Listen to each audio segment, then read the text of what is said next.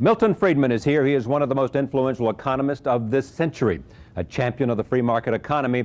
His contribution to economic theory, political thought, and public policy have earned him a place of honor alongside such giants as Alfred Marshall and John Maynard Keynes. For these achievements, he was awarded the Nobel Prize for Economics in 1976. He was also economic advisor to Barry Goldwater and Presidents Nixon and Reagan. He is Professor Emeritus of Economics at the Hoover Institution at Stanford University. It is an honor to have him at this table. I am pleased to see him again when I am in the Bay Area. Welcome to the program. Glad to be here. This is the first time you've been on the program, yes, and I've been trying for some time to get you here, so I'm glad that we could make this happen. I don't know where to start. Let me talk first about where you see this economy, that we seem to be enjoying prosperity. We are. And why do you think that's true? And how long do you think it will last? And what might be challenges to it? Well, those are all difficult questions. Let's start with why we're here. We're here, I believe, first, because we've followed a monetary policy that has brought inflation down and kept it relatively stable. And the major threat to it is the re-emergence of inflationary tendencies. The achievement of inflation, of a relatively inflation-free economy, is, in my opinion, primarily due to the performance of the Federal Reserve Board. I have been a long-time student and critic of the Federal Reserve Board. It deserves a lot of blame for past mistakes, including the inflation of the 1970s. Right. But since the middle of the 80s, it's been performing much better.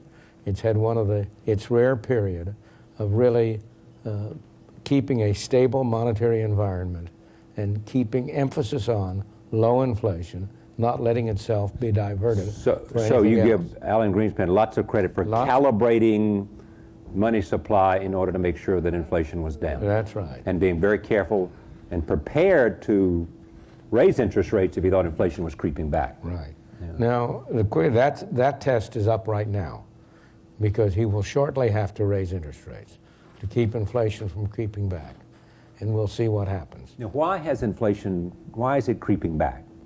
Because monetary growth was allowed to be too high a year ago. Mm-hmm. It's more recently he's been drawing it down, keeping it lower. Yeah. But that's the major reason.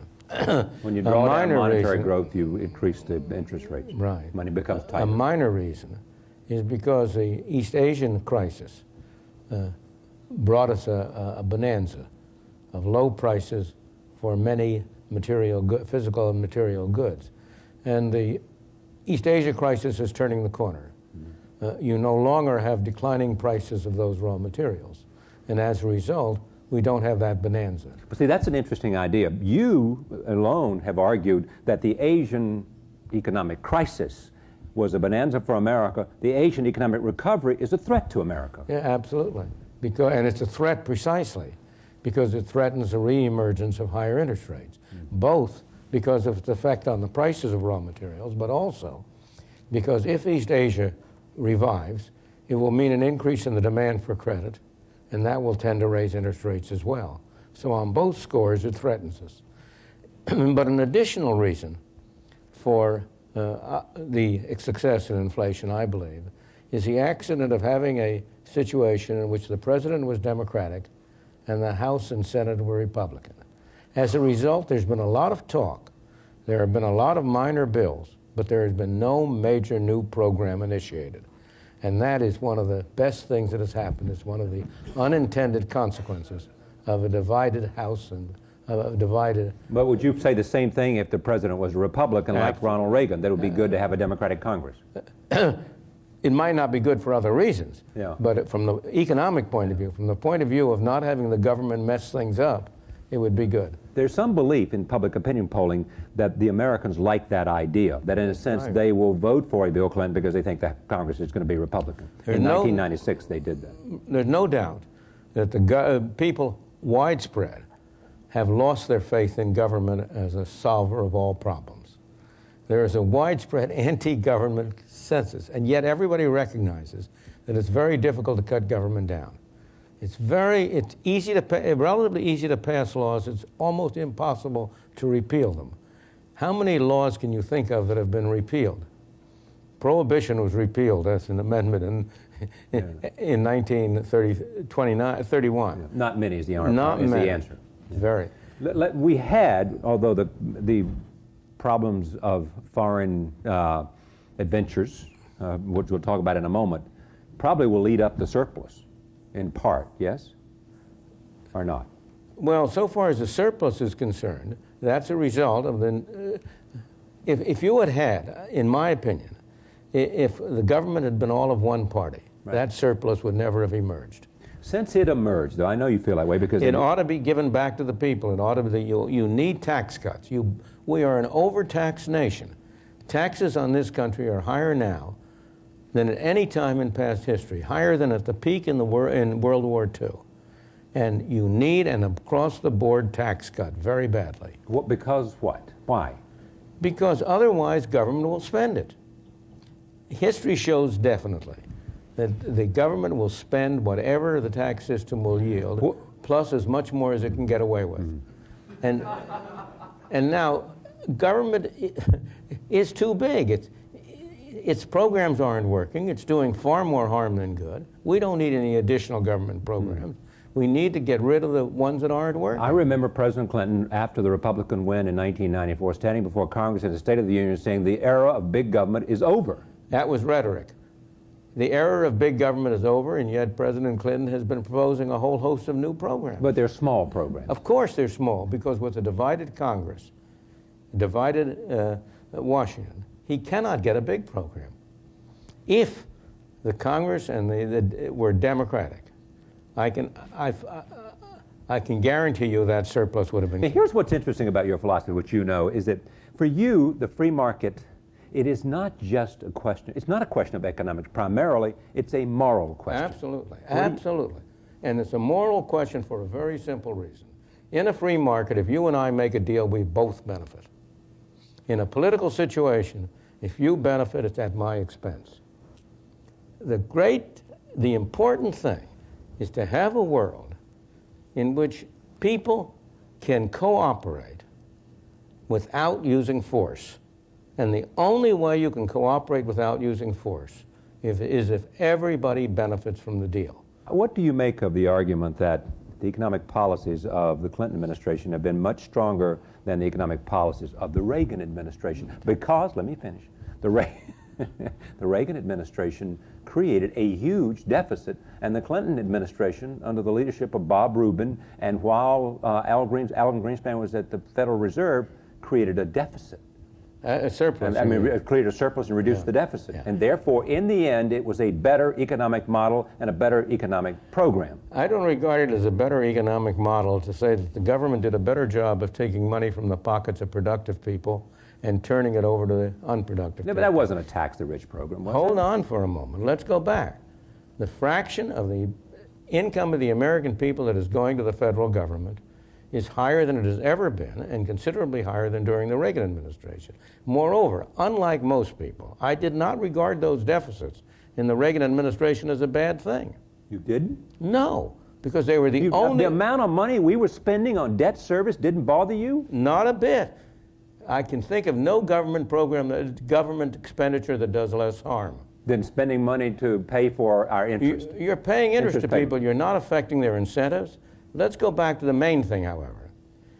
The deficit was the only thing that kept pressure on government to keep spending down. Oh, yeah, but that's a structural argument you're making. The idea, as long as Ronald Reagan built up this huge deficits, it would keep the Congress from passing legislation because it would contribute to the deficit, right? No, let's go back.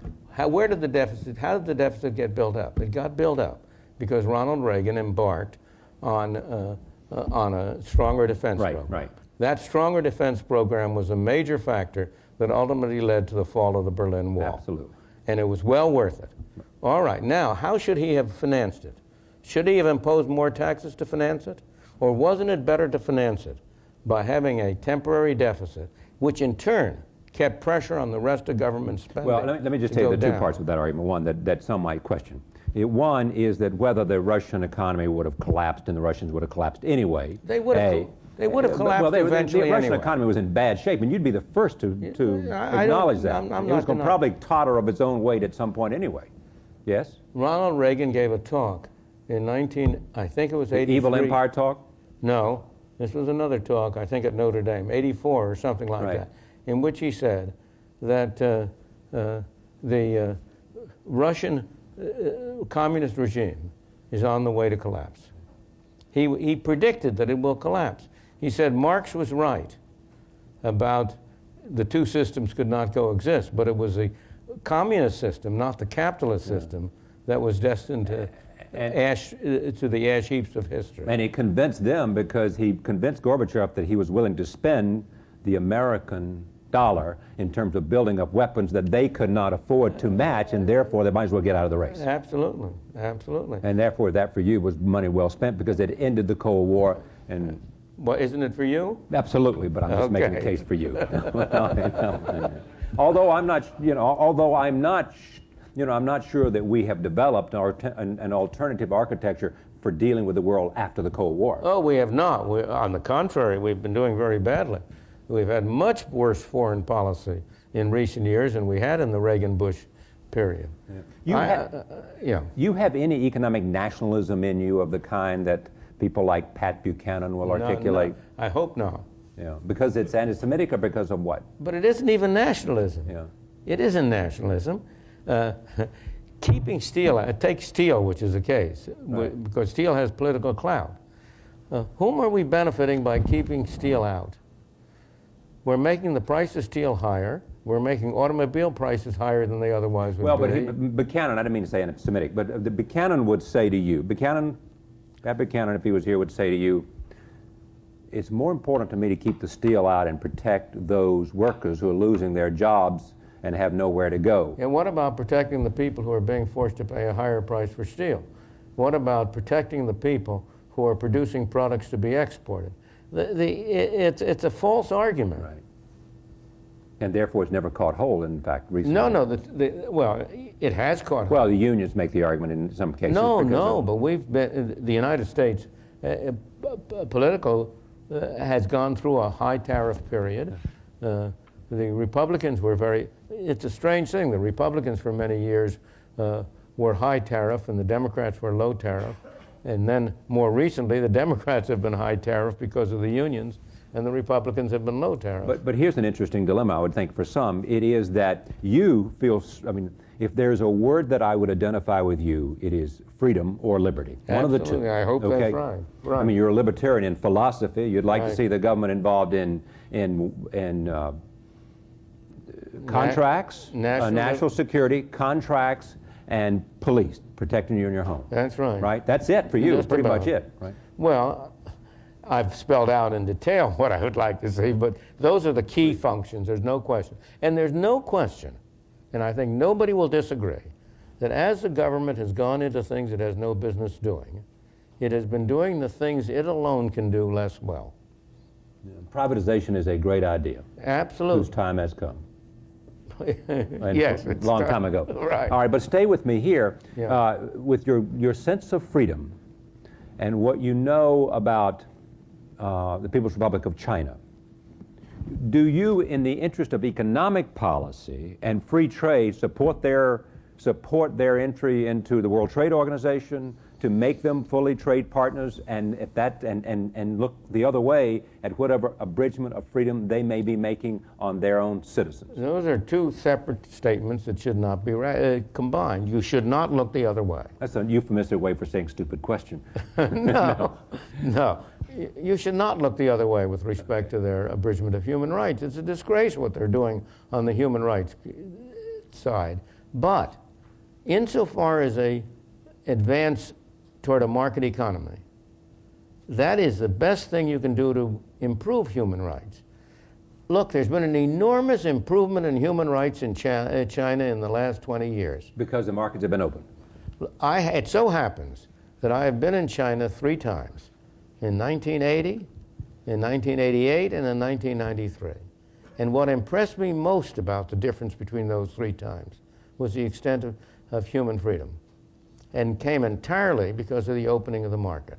So we should do everything we can to open the market. If bringing China into the WTO opens the market, fine. But that doesn't mean that we should neglect the human rights issue. Your argument becomes what the president's argument is: disconnect human rights arguments and economic arguments. Absolutely, absolutely, you should. Now, on the other hand, I'm not supporting the idea that we should. The one purpose for which you should depart from free trade is for national defense, and that gets down to the question. So you don't sell what certain technology items to them to allow them, whoever it is, to make a bomb.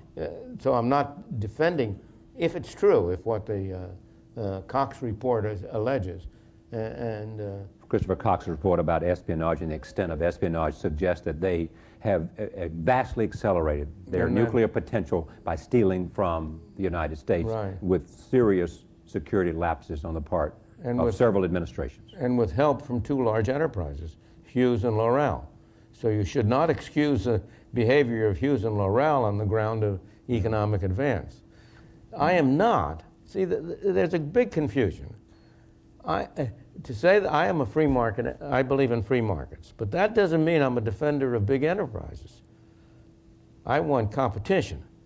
And the essence, the basic argument for a free market economy is that it prevents enterprises from exploiting anybody else, that the market provides protection to people from being exploited. How would you fix public education? No question. I would privatize it. All of it? All of it. How would you do that? The first step would be to have a system of educational vouchers so that parents can choose where their children go to school. And there would be no public involvement here? The public, oh yes, there would be. There is, let's get things straight. Okay, I'm trying. Public involvement in education does not derive from the fact that government runs schools. It derives from the laws for compulsory education. Right. If you have compulsory education... And it also comes from the fact that public expenditures finance schools. I know, but no, what I'm saying is it doesn't come from that. It needn't come from that. No, I see. For example, everybody has to have a license to drive a car. Right. But the government doesn't provide the driving schools, it doesn't provide the cars. And so similarly, I am in favor of a system under which the government says to every parent, if you choose to send your child to a private school, we are now spending in the state of California about $6,000 per child in a government school. And if you choose to save us that money, we'll give you at least half of it back. We'll give you $3,000, which you can use only for tuition. And in that way, you could bring competition. Let me bring this point out in another way. The United States is the world's leader in higher education. No question. Young people, eager, energetic people come from all over the world to study in our universities. We rate near the bottom in elementary and secondary education. In every international comparison, we're something like 19th out of 21 countries. Country after country gets better. How can that be? The answer is very simple. In higher education, the student chooses the institution, and the institution has to adapt to attract the student. In elementary and secondary education, the institution chooses the student, and the student has to adapt.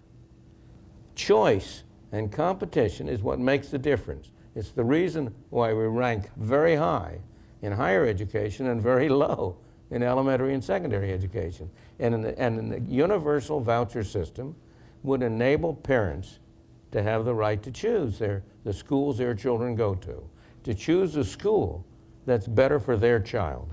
Conservative revolution, which let's assume it began in part in the most recent manifestation back with Buckley and Goldwater and Friedman and reached fruition with Reagan and a Republican Congress.